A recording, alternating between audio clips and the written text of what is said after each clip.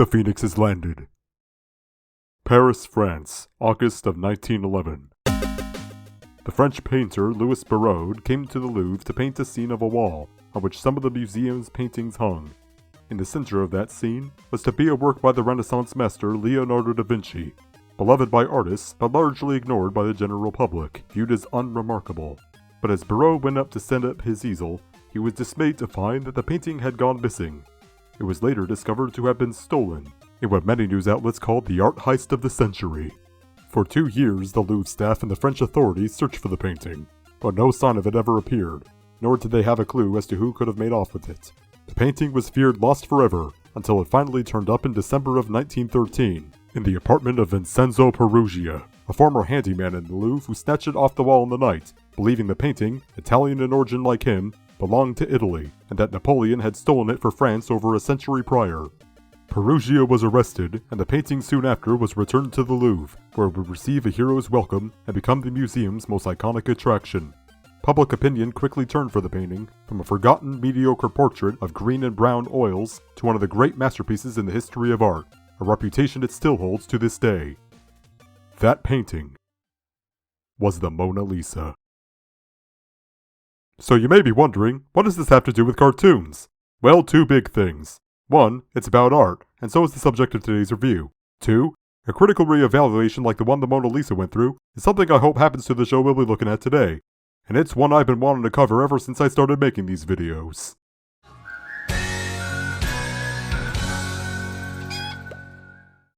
Big City Greens. Out of all the shows DTVA has put out since Gravity Falls, BCG is the one that has gotten probably the most interesting of a reputation. If you still have cable and live in the US, you know Disney loves to air this show. A lot. It's basically the Teen Titans Go or SpongeBob SquarePants of Disney Channel and XD. In fact, if the show's still airing new episodes at the time you're watching this review, they're probably airing a rerun right now.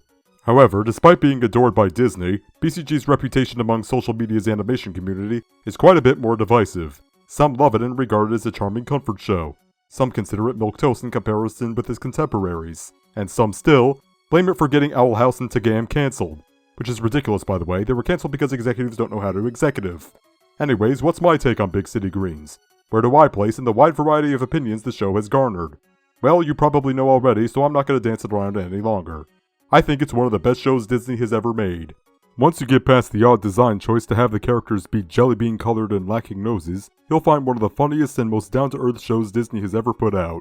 Characters and stories that many of those that watch can relate to, humor and wholesomeness in nearly perfect and constant balance, colorful and detailed art direction. Seriously, doesn't look at the show and call it ugly just based on the character designs. Don't pay enough attention to the set design. Just based on the sets, this is one of the best looking shows I've ever seen. And a handle on serialization that never loses the spirit of the show. Also, yes, to those that haven't seen this show, despite what you may have heard about the show being episodic, there is serialization going on in BCG, even if it's not as heavy as some of its contemporaries like Amphibia and the Owl House.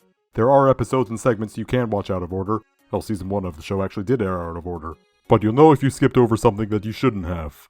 For instance, any episode or segment with Chip Whistler, trust me I have a lot to say about this guy that's outside the scope of this review, you'll want to watch in the intended order. And also you'll want to watch Phoenix Rises before Uncaged, or you won't know why Nancy is suddenly in the Green family's life. And no, that's not a spoiler. If you're even remotely familiar with the show, you know about her. Both her existence and that she's a top-tier mother character. Anyways, point I'm trying to make is, while it is true that BCG isn't as story-heavy as many other DTVA shows, especially ones made since Gravity Falls, there is serialization going on, so it's easier to just watch the show in chronological order.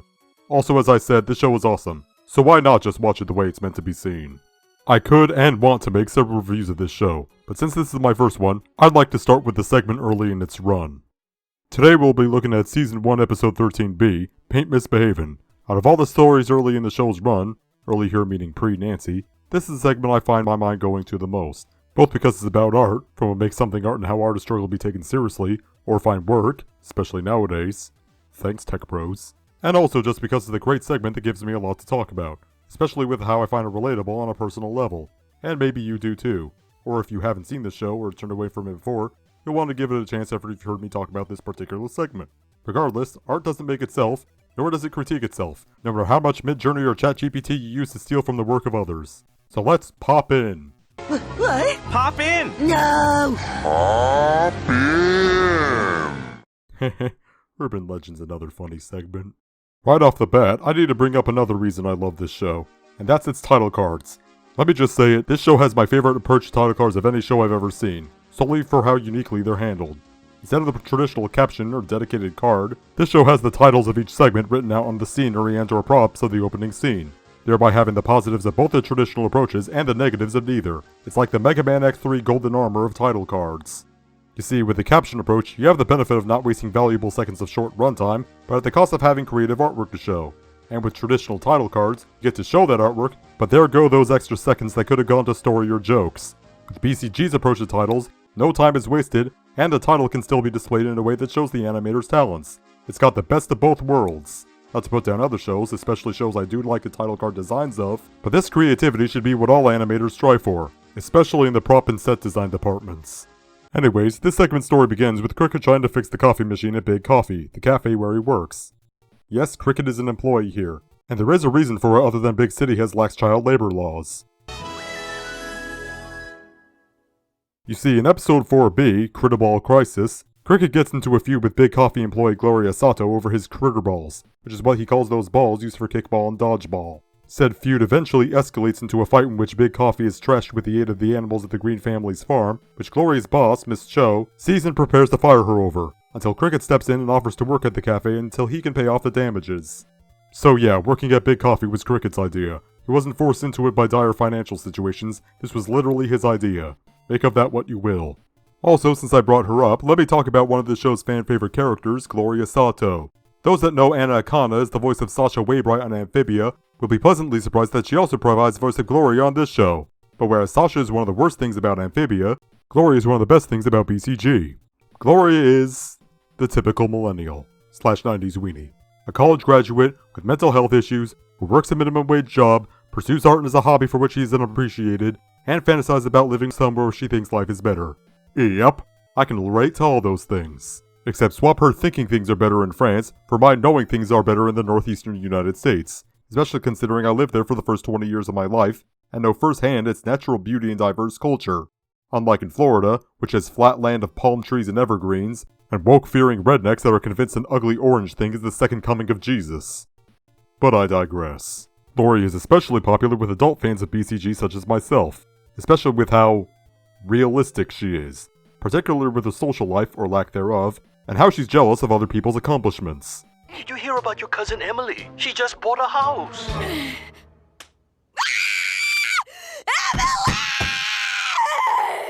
One of the funniest moments on the show, by the way. Gloria also acts as a straight woman to Cricket.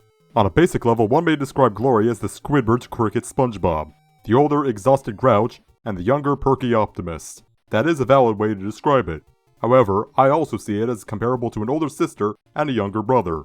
Gloria gets frustrated with Cricket's childish shenanigans, and Cricket gets frustrated with Gloria raining on his parade. Speaking of which, Cricket's attempt to fix the coffee machine shows an example of this sibling-esque dynamic. What you got here is a classic case of too many wires. I just gotta get in there. Stop it! Just let me... And to think Gloria's not even Cricket's real sister. More on his real sister later. Cricket, you need to listen to me. But we're coworkers, which means sometimes you need to listen to me. I've got all sorts of great ideas. No you don't, Cricket. You are canonically a flat earther, and that alone destroys all your credibility. Boy, I keep telling you, the Earth is round. If it were round, people would be falling off the sides. If the Earth were flat, the oceans would drain. No, they wouldn't, on account of the towering walls of ice. Cricket expresses some of his great ideas on how to improve Big Coffee, and the set designers show their ignorance of the Hindi language. Chai means D, bro. You're saying DD. Actually, considering the show's love of background gags and literal Easter eggs, I'd like to think that was on purpose. Until he proposes that the abstract paintings on the wall be replaced, which leads to Gloria to coming into said painting's defense. The artist poured their heart out, and this canvas caught the pieces. Ew, gross. Actually, I'm with Cricket. Not the outright disgust part, but that it's not the best poetic description of the art-making process. I prefer to describe it as, the artwork's already complete inside the canvas, and artists like me just bring it out. Michelangelo would agree with me. Ugh, whatever. You wouldn't know good artwork if it kicked you in the butt. So Gloria goes on break, and upon coming back, sees that Cricket has vandalized the paintings with his crude drawings, and in her dismay, she reveals that she was the artist behind the paintings. You mean the ones that have been hanging here forever? The ones that everybody ignored and nobody ever gives a passing glance? And none of them have ever sold? Not even one? You painted those?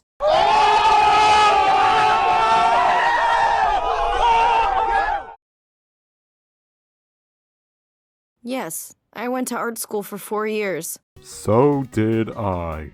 I picked up a lot of skills and have a degree in digital media, but sometimes I wish I became a zoologist instead, and think I'd have learned those art skills in my own time anyway. Then again, considering all I know about animals already, and that my knowledge has influenced my work, if I did go the zoologist route, I'd probably be wishing I became an artist instead, so I don't win in either timeline. And now, instead of this piece being about how my parakeet doesn't love me, it's just garbage. No, it's better because it's still about how your bird hates you.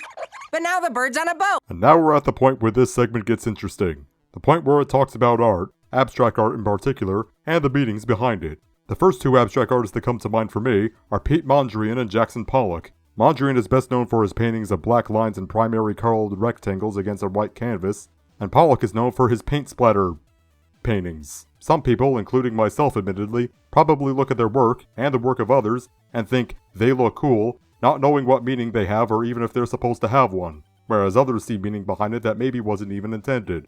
Hell, it's not just an abstract art thing, it's visual media in general. My previous video was basically me discussing the meaning I found in something where the meaning I found probably wasn't intended.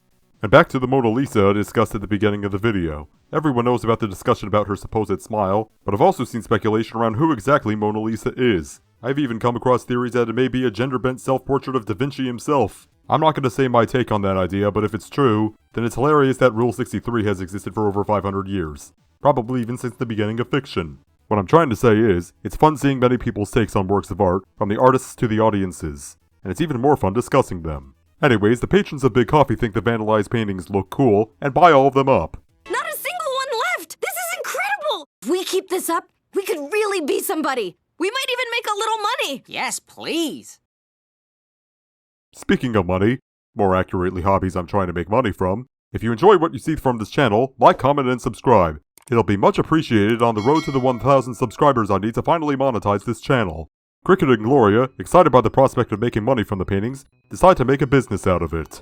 I thought your shift here was finished hours ago. What have you been up to? I take all my feelings and my hopes and dreams and failures and insecurities and emptiness and loneliness and darkness and endless trying to no avail and dreams being crushed. I put that all onto a canvas and hope people get it. Speaking as an artist myself, that is indeed how it's done. Also, since I have the chance to bring him up, anyone who's tired of the bumbling father trope will find Bill Green to be a welcome change of pace. He's mild-mannered, a competent parent, and, as the voice of reason among the Greens, often finds himself the straight man to the rest of the family, particularly Cricket. And yet, he's not immune to having his own fair share of being a goofball in his own way, such as singing a love song about a pickup truck. You'll always be my number one. When we're together, we have fun. Bill Green truly breaks the mold when it comes to father characters, especially in animation. I'd even go as far to say he may even be the best father character in any Disney-made show. Disney-made show, not Disney-distributed. But of course you may be wondering, if Cricket and Gloria are painting, then who's running the cafe? She is, Cricket's real sister Tilly Green. It's not a DTVA show made since Gravity Falls without a quirky, energetic female character inspired by Mabel Pines. And BCG's resident quirky girl is Tilly. While quieter and more reserved than the usual DTVA quirky girl, make no mistake about it, she is just as silly. And just like Mabel before her, she's the most popular character on this show. Tilly, what is this? It's skim milk and gummy bears. I haven't completed the employee training yet.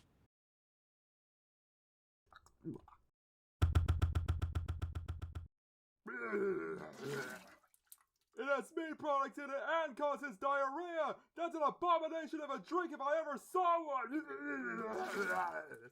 Why are gummy bears associated with cuteness and marshmallows? They're made from skin and bones and cartilage!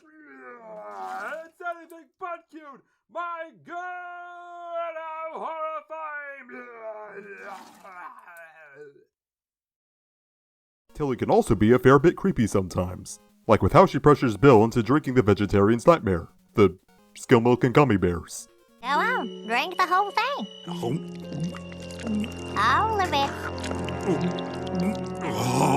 Good. It's not so much the music that gets me, as it is the head-on, high-angle shots of Tilly. I mean, wouldn't you be creeped out if you saw a little girl looking up at you, talking in a monotone voice demanding something of you? Daddy, I want another pony. She'd be fitting as a hoarder character acting like this. Unfortunately, that's the most either Tilly or Bill get to do in this segment. Trust me, I'll cover a segment where they get more screen time in another review. We only scratched the surface this time. Back to the story, a Russian stereotype named Vuka Vukoyevich comes into Big Coffee and is amazed by what she sees Cricket and Gloria have made, though is convinced Cricket made them alone. Feelings of abandonment and nostalgia mixed with industrial progression. Yeah, plus trains are neat. Indeed. Looping back to Jackson Pollock for a moment, I've read before that Pollock himself didn't intend for his paintings to have any meaning. But many of those that interpret his paintings believe that they're supposed to represent movement and energy. To each their own, I suppose. I just like to draw stuff that looks like stuff. Like this one. I call it Bird Eating Squirrel. Art imitating life. You paint all these by yourself? Yeah, basically. Well, that's art imitating life right there. Disney claiming credit for other people's work, like the first sound cartoon and the multiplane camera and the first feature-length animated film, as well as many other achievements wrongly attributed to Disney. But that's for another day. For now, I'll just say, do some reading on Max Fleischer, and then tell me who the bigger innovator was, him or Walt Disney. So Vuka tells Cricket that she wants to present the artwork at a gallery she's running, and Cricket, believing himself to be the sole reason the art sold, brags to Gloria about getting recognized. She's obviously responding to my part of our artwork. But it's pretty clear folks didn't like your paintings until I added my drawings, so I think I can do this whole art thing on my own. That's ridiculous. Without my additions, you just have scribbles. Well, hey now, scribbles can make iconic artwork too. John Lennon's self-portrait, for instance. And I myself scribble out what I imagine the panels of my graphic novel looking like before I go to refine it. So don't talk crap about scribbles. Or do. I don't know. Art is subjective. I myself have had opinions on my art vary from enjoyment to it looks like Rodfellows. Hey, good to know I have someone jealous of my skill. Later that evening, Cricket presents the artwork, scrubbed of Gloria's contributions, at Vuka's gallery, but is surprised to see that he's bombing compared to the other artists. You validated me as an artist by buying my painting. Huh? None of my art's selling. As someone that actually has presented their artwork as part of a gallery, I have to scoff at the idea that the artwork here is selling like this. Speaking off of my own personal experience with galleries here, but realistically, there'd only be, maybe, 1 or 2 pieces selling. Not several of them as depicted here. So if you're counting on selling your artwork at a gallery, I'm not going to tell you don't try, but I am telling you you'll have to be incredibly lucky. And that's if you even get asked to show your work. The gallery I presented my work in was a student gallery in college. It will be your own best bet to show yours. Without Gloria's work visible, the paintings also earned the scorn of Vuka. The only thing worse than these childish renderings is your hair. At the risk of repeating myself too much, let me bring up that artwork being childish renderings doesn't necessarily keep it, or anything it's attached to, from selling. Take for instance Duke, the 1980 album by Genesis. Great album. Has 2 of their most iconic songs, Misunderstanding and Turn It On Again. So if you know Genesis, you know the album has to be held in high regard. And it is. It's even certified platinum. So, what did Genesis choose for Duke's cover? This ugly thing. I mean, look at it. This doesn't look like a cover to a prog album. This looks like the cover to an album for Raffy's target demographic. Again, Duke is a great album, but given the chance to clown on his amateurish abomination of a cover, I will gladly take it, because Gord, this does not give a strong argument in saying Phil Collins is better than Peter Gabriel. So Cricket goes to Gloria, who had attended the gallery despite him, to talk about his, and less directly Gloria's, failure selling paintings. The art world's a cruel place. It'll chew you up and spit you out. You see, it's funny because the actual phrase is chew you up and shit you out. But she said spit because it's a kids show, and you can't say naughty words on kids shows. And neither can I on YouTube more than a few times in the span of a few seconds, or I'll lose out on the chance to monetize this video. Cricket realizes that he and Gloria, while failures on their own, found success working together, and offers to make amends by having them do so again, to which Gloria accepts. Also, come on Gloria, Cricket's hair looked funny, like a reverse Mike Score haircut. You should have let him keep it for the laughs and let him be blissfully unaware of how silly he looked. So Cricket gets out paints from the janitor's closet and Gloria uses them to lay waste to the entire gallery.